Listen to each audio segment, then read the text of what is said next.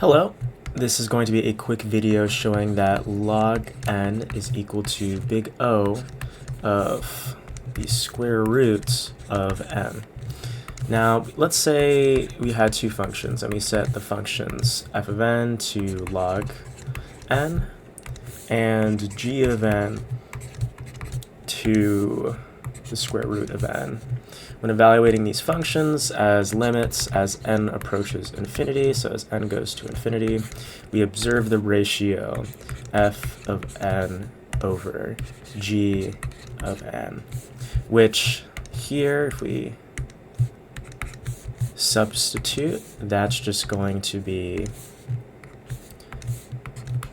let's use the same colors, log n over square root of n. Now, to evaluate this seems pretty difficult to evaluate. To make this easier on ourselves, we can use the L'Hopital's rule. You may remember this from calculus. We're just going to use this to make this easier to evaluate, taking the derivative. If we're watching this function as a rate of change at this ratio, we can take the derivative and see how it is evaluated.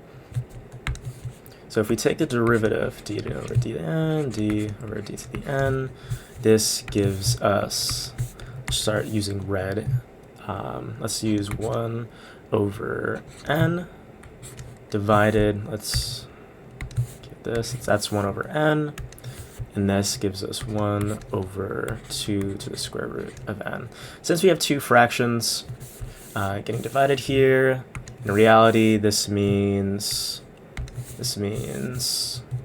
1 over n times the reciprocal, so that's going to be 2 to the square root over 1, and that's going to give us, now let's go down here, that's going to give us,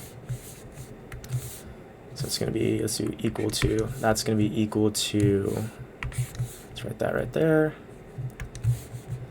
2 to the square root of n over n. Now we can take out the square root of n right here. So since n, since n is actually just the square root of n times the square root of n, we can take out an n here, so we can cross out this n. We can cross out this n. So this leaves us with, which is equal to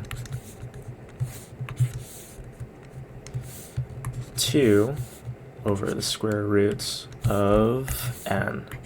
Now this is going to be easier to evaluate. We can see that the denominator here, you see that the denominator here is dominating this expression. Since the numerator here, since the numerator is a constant term, we can evaluate that, oh, this denominator is going to just dominate the expression. If the denominator dominates the expression, we know that must mean that this is less than infinity, that this limit is less than infinity as it goes towards infinity, therefore it is big O. G of n is big O. Let me write this better. Therefore, f of n is big O of g of n. That's it right there. Thank you. That's the end of the video. If you liked it, don't forget to like and subscribe. For more concise renderings and examples on this topic, there is a repository in the description below. It is an open source textbook on algorithms. Anybody is welcome to contribute. Code examples, more examples on this topic are there. Thank you for watching.